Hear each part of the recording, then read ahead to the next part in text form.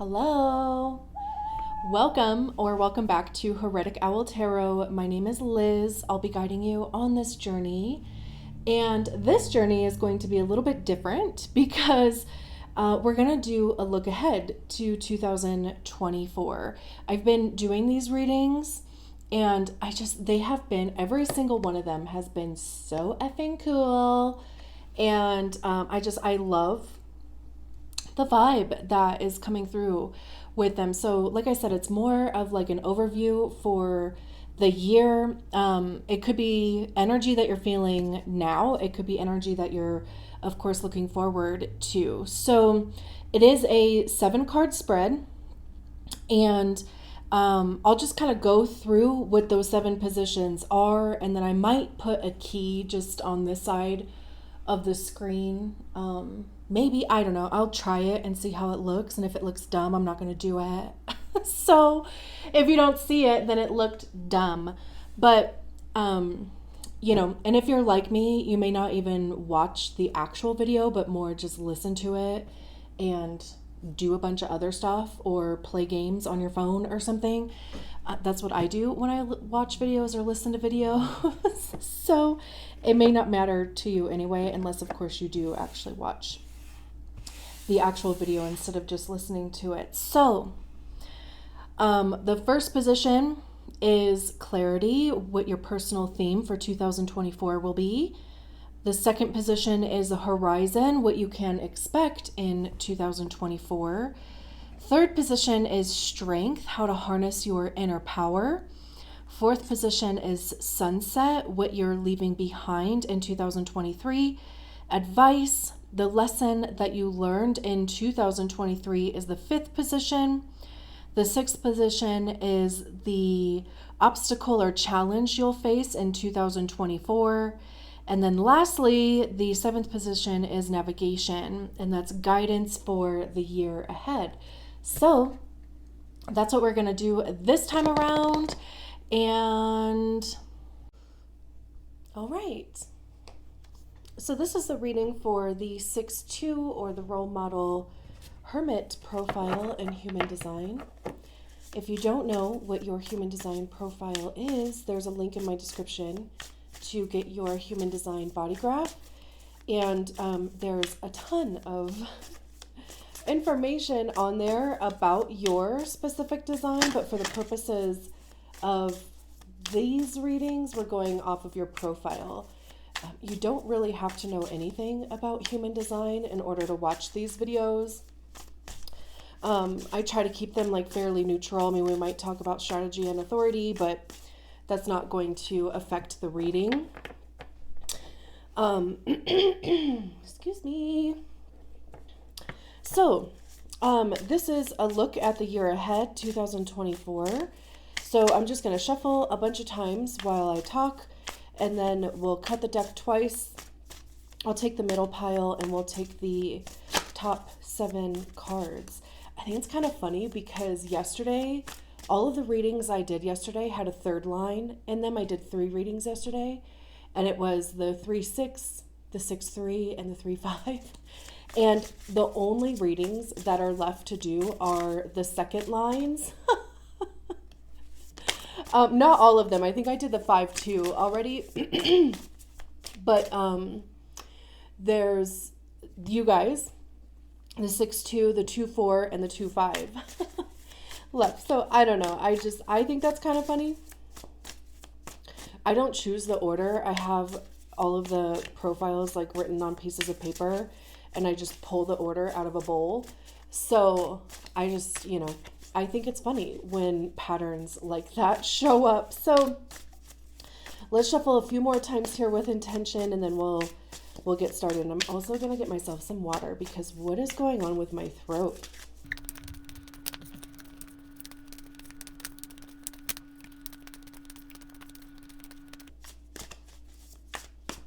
All right. 1, 2. That's interesting. Like, look how small.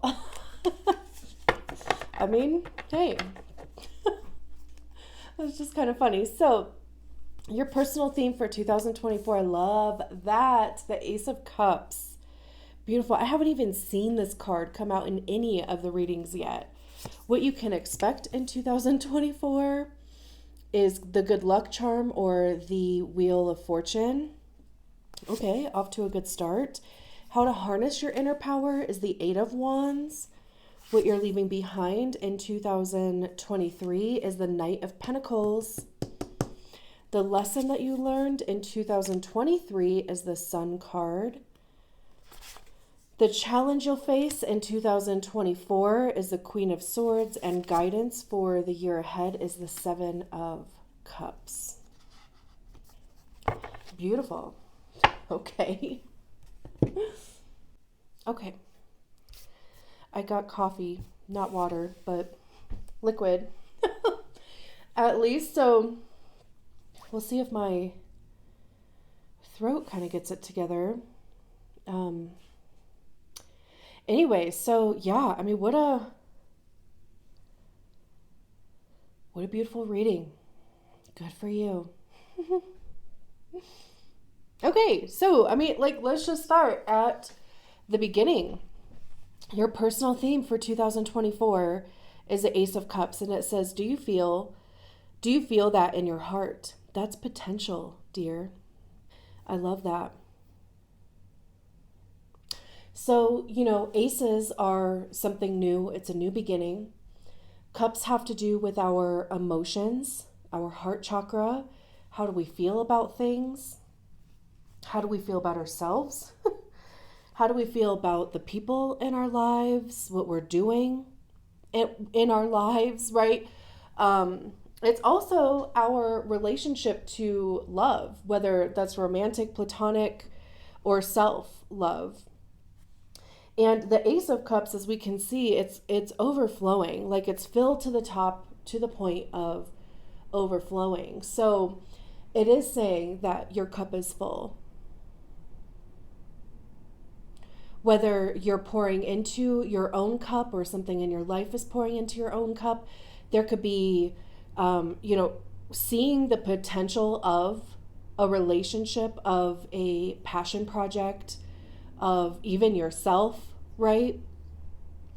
But the Ace of Cups says that your cup is full to the point of being able to share it with other people, because we truly can't pour from an empty cup. I mean, we can for a short period of time because there might be some residual drops or some, residual liquid in there to get out, but eventually it's going to be dry. Right?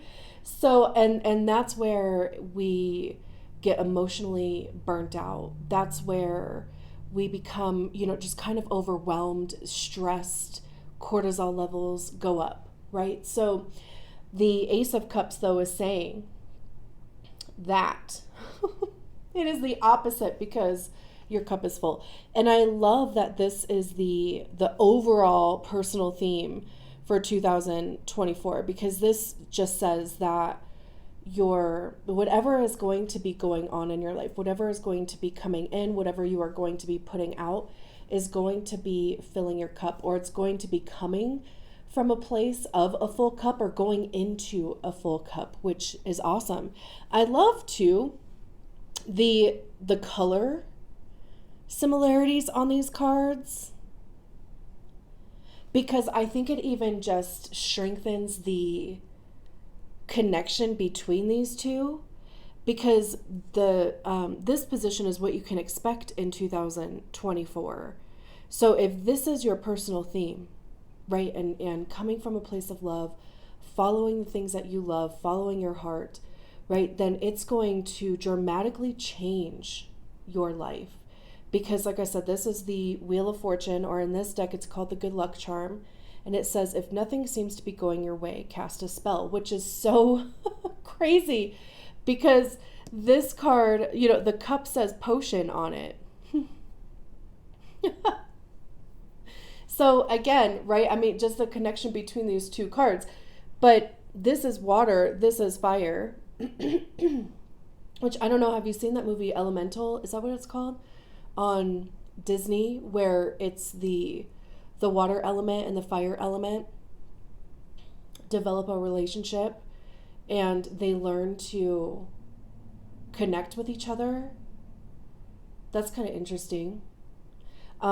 Because Jupiter is attached to the Wheel of Fortune, and Jupiter is the planet of Sagittarius. And Jupiter is all about expansion. It is a good luck planet. It generally says wherever you have Jupiter in your chart, or wherever Jupiter is transiting, there should be good things on the horizon. But the Wheel of Fortune talks about the wheels of change, right? I always see the Wheel of Fortune as being a good card. I don't care where it shows up. I mean, it showed up in a positive place here anyway. But it also is this lesson of, everything is in constant change. Like good or bad or otherwise, right?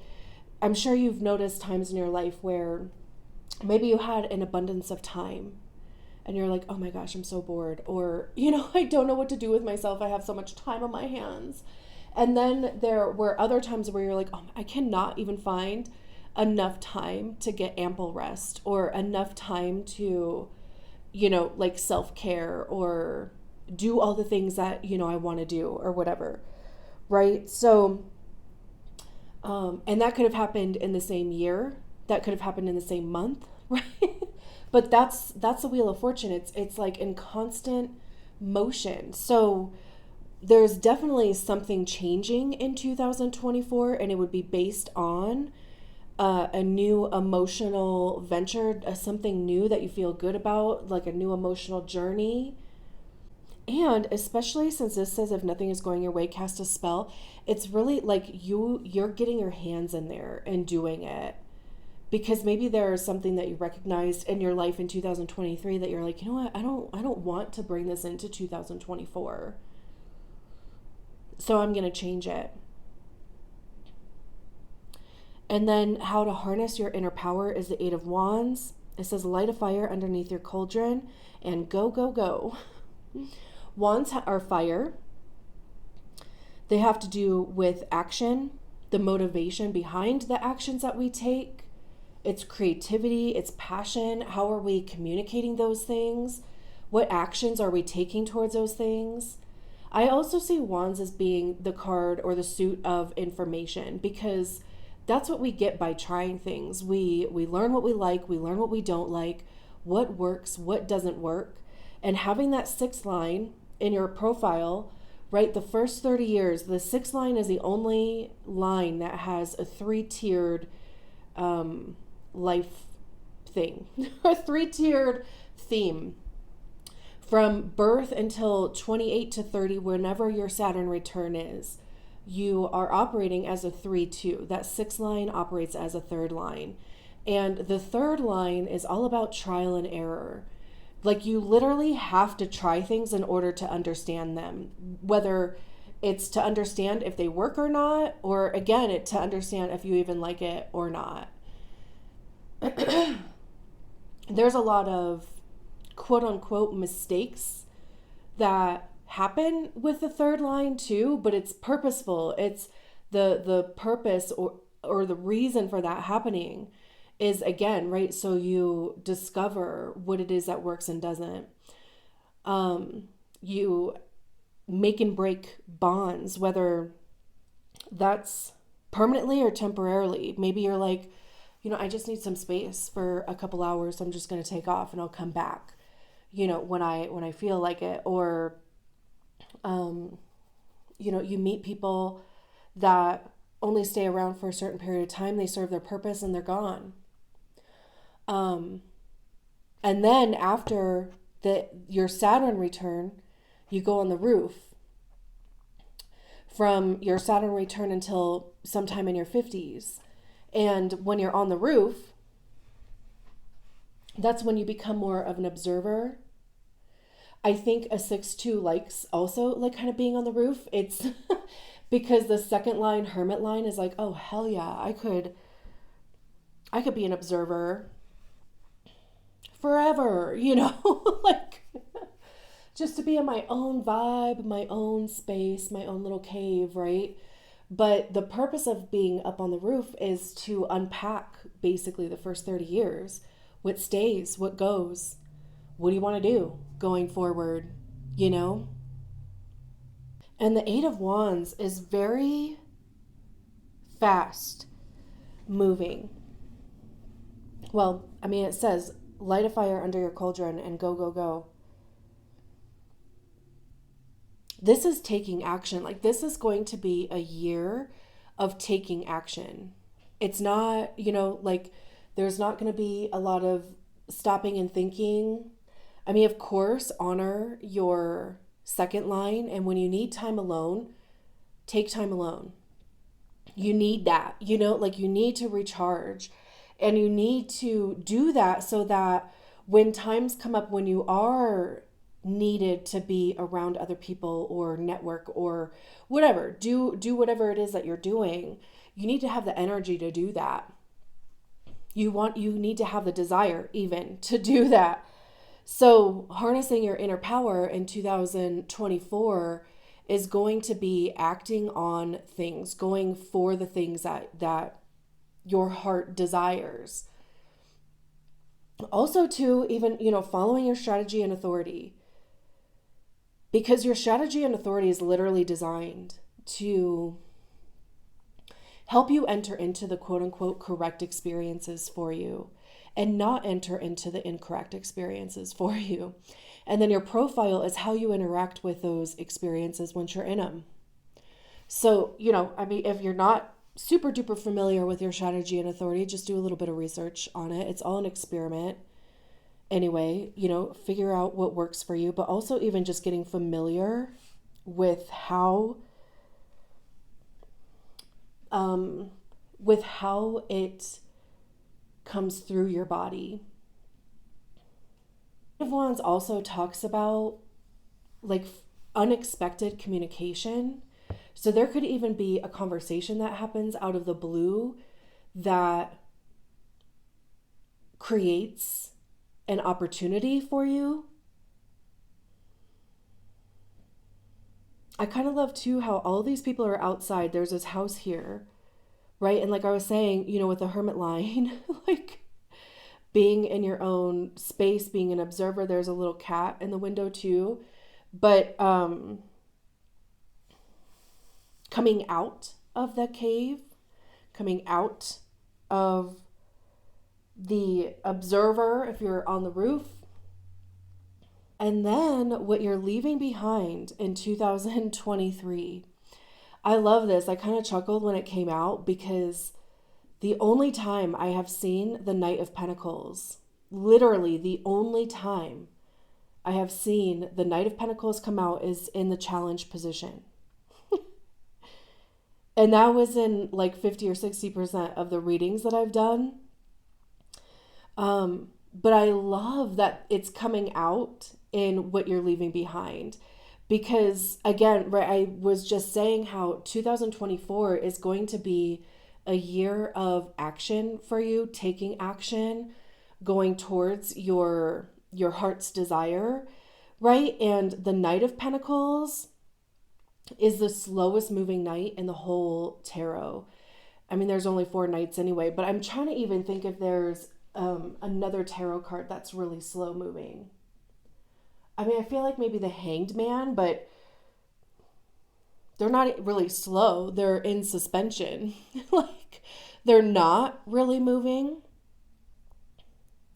I really can't think of another card that is as slow as the Knight of Pentacles. And I love that it's showing up in the position of what you're leaving behind because, just taking your time, going at your own pace, like not really, there's not a fire under your ass, right? That is coming to an end this year. But also, it could be just coming to an end because you've reached a certain point. Because this card says slowly but surely you're going places. So the Knight of Pentacles The lesson with the Knight of Pentacles is that there is a certain level of determination and commitment to a craft or to a project, to what you're doing. Pentacles have to do with our money, how we get it, how we save it, how we spend it. It's our physical time. Like, what are we spending our physical time doing? Where are we physically showing up in the world? And also our physical body, our health. So, with the Knight of Pentacles, it is slow. It says slowly but surely you're going places. And that's also because it takes time for manifestations to actualize in the 3D where we are. You know, like, it takes time to build a clientele. It takes time to climb a ladder. It takes time to get through a degree program or whatever, right? Like, but you have to remain committed to it and see it through in order to reap the rewards, right? But sometimes, like, if we don't see the rewards, or if we don't see the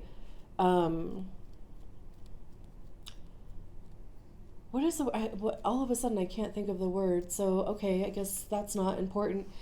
But like, if we have an expectation that things are going to go a certain way just because we start doing them, and if our expectations aren't met quickly, then we see it as being a failure or that it didn't work, right? But that's not the case.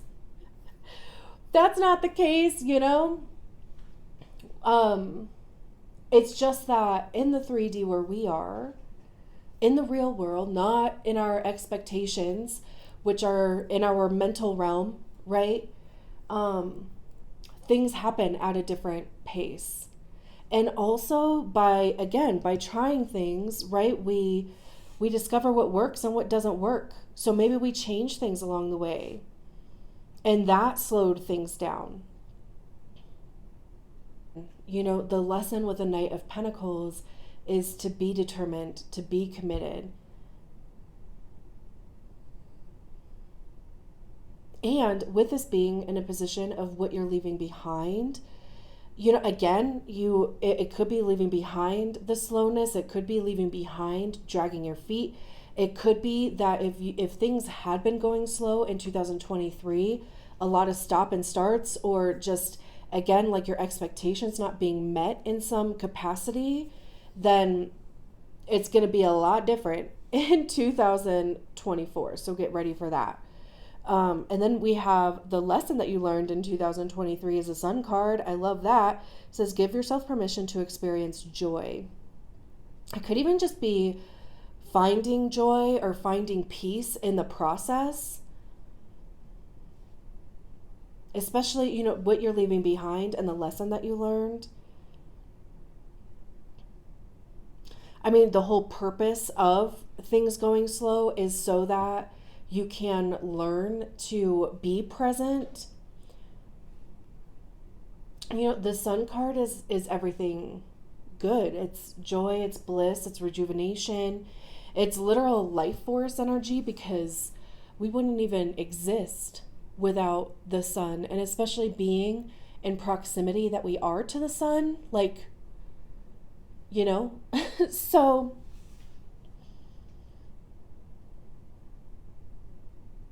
it's interesting that both of these major arcana cards are fire cards too. The Sun card is attached to Leo.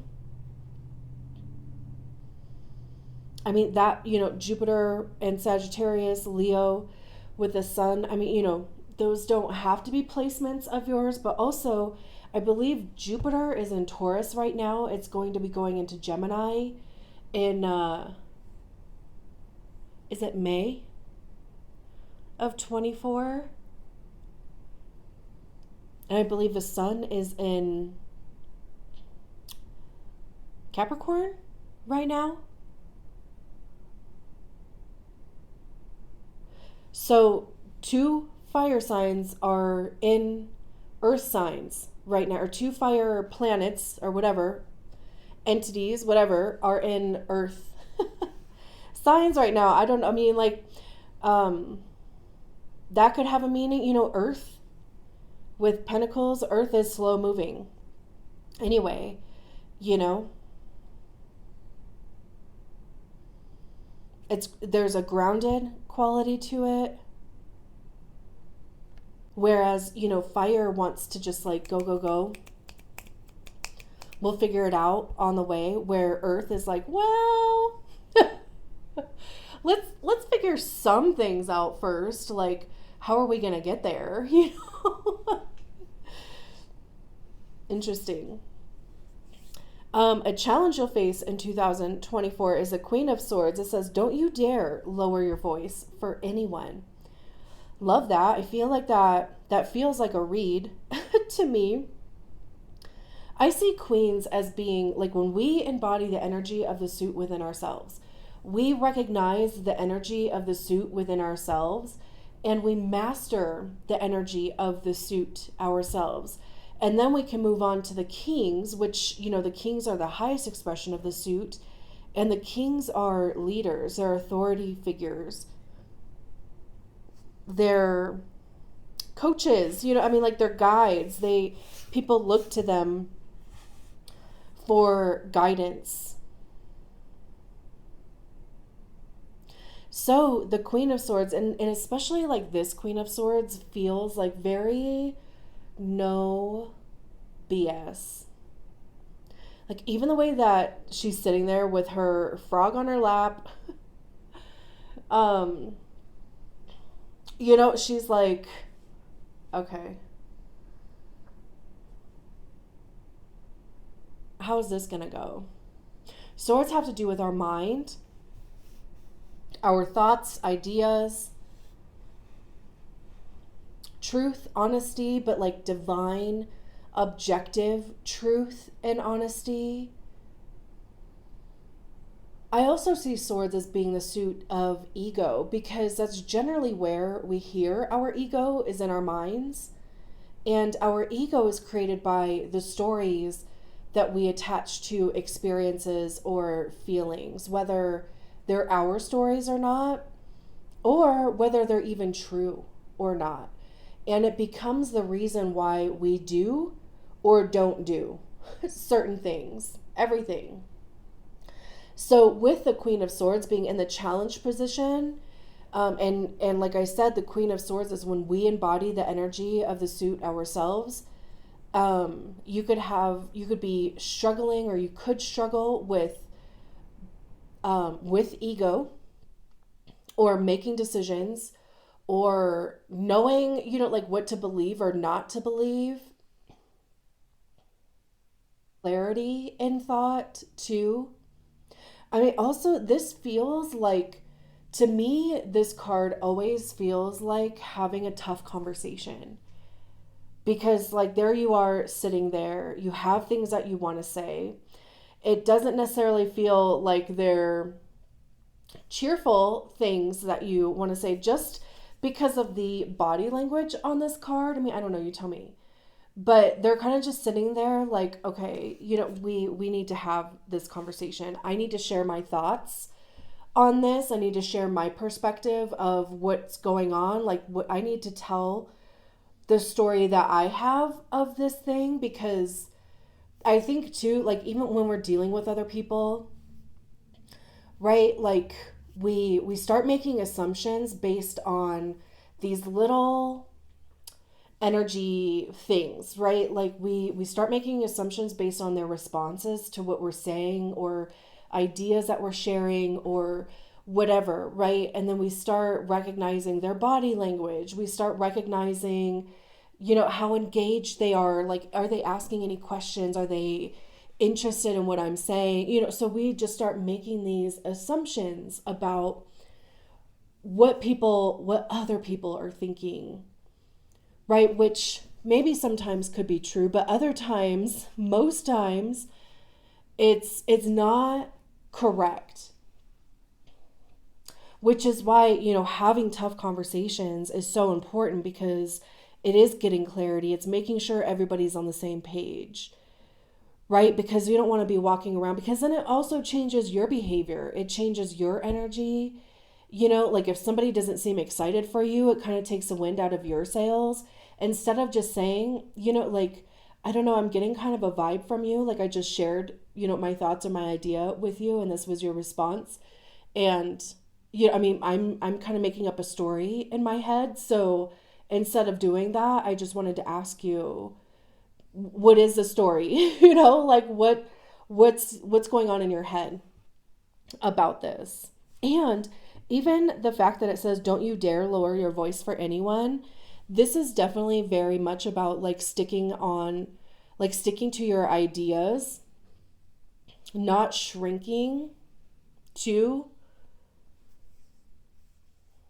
And then your guidance for the year ahead is the Seven of Cups. And it says, not every great option you're given will be a great option for you. I love that, because the Seven of Cups does talk about options. It's a bit daydreamy. Again, cups having to do with our emotions, right? And I see the Seven of Cups as being kind of like the Marie Kondo effect, where it's going through each cup and it's like, does this cup bring me joy? Whatever is in that cup, right? Because all of these cups on here are different. So they could be different areas in your life. So it's like, does this cup bring me joy? And if it doesn't, it's going to Goodwill, proverbially, right? Like the proverbial Goodwill. So also, and especially like with the Queen of Swords being in the challenge position and this being in your overall guidance for the year ahead, it's like not allowing yourself to get lost in the options. Like, again, even going back to strategy and authority, like not everything that shows up in your realm is for you. Get used to saying no, get comfortable with saying no, which I feel is also very Queen of Swords, because the Queen of Swords will say no. And they will keep no as a full sentence. People are not owed an explanation for your no. If you want to give them an explanation, fine. They're just not owed an explanation. There's no obligation to give one. So, getting used to saying no, getting used to your strategy and authority, like, if it feels good, that's generally a yes. If it feels bad, that is generally a no. If you are emotional authority, even if it's a yes or a no, you still allow yourself to go through the wave, because it might start as a yes and then it might go all the way to a hell no. And then you somehow find the balance in between of, okay, yeah, or okay, no, right? Because with emotional authority, we don't make decisions from highs or lows. I just know that because I'm emotional authority. But of course, there are multiple different authorities out there. So that's just one example. I don't want to make this like super long by going through every single one. Well, saying no. And even if you do say yes, because that's just what you're conditioned to do. That's what you've done the majority of your life. You say yes to things that you would love to say no to. It's okay to change your mind at any time, which again can feel uncomfortable to do, but you are your main player, and you are responsible for taking care of yourself and your own emotion. Because again, if you're doing things that you don't want to do, that is taking out of your Ace of Cups. You're pouring out, like there's nothing replacing what you are giving out, because you don't want to be doing it anyway. And doing it just to be nice, or doing it because whatever, like that doesn't fill your cup. Thank you so much for allowing me to read your cards. I'll talk to you soon. Bye.